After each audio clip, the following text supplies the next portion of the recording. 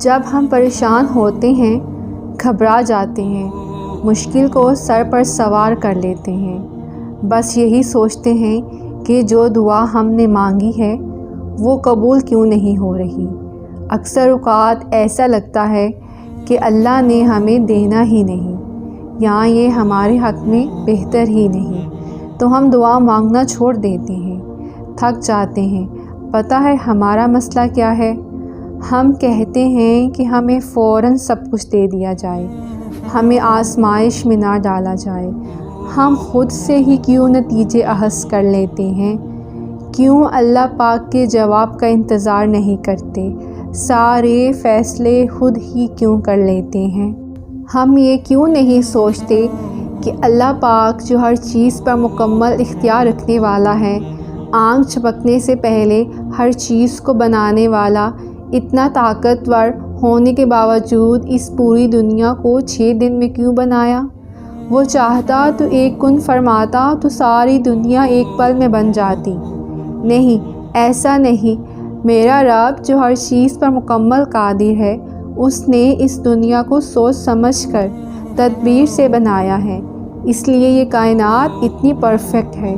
وہ رب، وہ مہربان اللہ جس کو ساری زندگی نہ ماننے والا بھی ایک بار غلطی سے پکارے، اس کی پکار حالی نہیں موڑتا، ہمیں کیسے موڑ دے؟ وہ ہمیں کیسے ادھورا چھوڑ دے؟ اللہ کو حیا آتی ہے، وہ کبھی اپنے بندوں کو خالی ہاتھ نہیں لوٹاتا۔ اللہ پاک نے ہر چیز کا ایک وقت مقرر کر رکھا ہے جس میں بہت سی بہتری چھپی ہے۔ اللہ پہ یقین رکھو اور مانگتے جاؤ اور مانگتے جاؤ، وہ دے گا، انشاءاللہ ضرور دے گا، کیونکہ وہی لاج رکھنے والا، دعاؤں کو قبول کرنے والا المجیب ہے۔ اسی سے مانگو، اسی کو پکارو، اسی پہ بھروسہ رکھو۔ قرآن کہتا ہے، مجھے اللہ ہی کافی ہے، اس کے سوا کوئی معبود نہیں، اسی پر میں نے بھروسہ کیا اور وہ عرش عظیم کا مالک ہے۔ میں آپ کو ایک بہت خوبصورت اللہ پر یقین کا ایک واقعہ سناتی ہوں، جسے سن کر یقیناً آپ کو بہت سکون ملے گا اور آپ پر اللہ پر یقین اور مضبوط ہو جائے گا۔ ایک نوجوان مجھ سے ایک مسئلہ پوچھنے آیا اور کہنے لگا، مفتی صاحب، مجھے آپ سے ایک مشورہ کرنا ہے، اگر اجازت دے تو۔ چنانچہ میری اجازت دینے پر وہ شخص کہنے لگا، میری بیوی حمل سے ہے، لیکن ڈاکٹرز کا کہنا ہے آپ کی بیٹی پیدا ہوگی، لیکن وہ ٹانگوں سے معذور ہے۔ بس مفتی صاحب آپ بتا دیں، کیا میں حمل گرا سکتا ہوں؟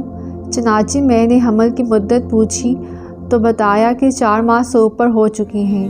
میں نے جواباً کہا کہ 4 ماہ میں تو حمل میں روح ڈال دی جاتی ہے، لہٰذا اب حمل گرانا قتل کے حکم میں ہوگا۔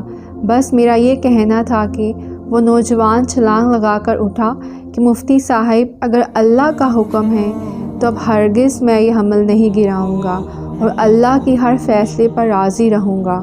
میں سارا دن اس شخص کی جگہ خود کو رکھتا اور اپنا اللہ پر توکل ٹٹولتا رہا، کیا اگر یہ آزمائش مجھ پر آتی تو نہ جانے کیا میں اس حکم پر عمل کر سکتا تھا۔ خیر، زندگی کے ایام اپنی روانی سے گزرتے رہے، یہاں تک کہ 6 سال گزر گئے۔ چنانچہ ایک دن میں معمول کے مطابق آفس کے کاموں میں مصروف تھا کہ وہ نوجوان ایک پیاری سی گڑیا، جس نے پانی کی بوتل گلے میں ڈال رکھی تھی اور پیچھے اسکول بیگ پہنا ہوا تھا، لے کر میرے آفس میں آیا۔ کہنے لگا، مفتی صاحب، ایک مرتبہ آپ سے حمل گرانے سے متعلق شرعی مسئلہ پوچھا تھا، لیکن آپ نے عدم جواز بتایا تھا۔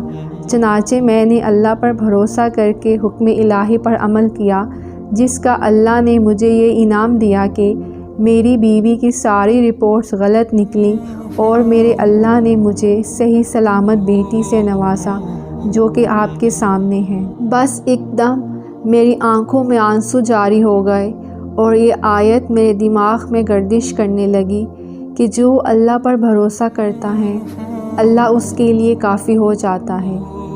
اس لیے ہمیشہ اللہ پر بھروسہ رکھیں، جتنی بھی مشکل حالات ہوں، جتنی بھی مصیبتیں ہوں، جو کچھ بھی آپ کی زندگی میں ہو رہا ہے، ہمیشہ اس پر بھروسہ رکھیں اور اس امید کے ساتھ دعا کریں کہ اللہ آپ کی ہر دعا سنتا ہے، ہر دعا قبول فرماتا ہے، بس اس کا ایک ٹائم مقرر ہے۔ اس ٹائم مقرر میں سب کچھ آپ کے لیے ہو جائے گا۔ اپنے اللہ پر بھروسہ رکھیں اور ہمیشہ خوش رہیں۔ میری دعا ہے آپ سب کے لیے کہ اللہ پاک آپ سب کی دعاؤں کو قبول فرمائے۔ آمین۔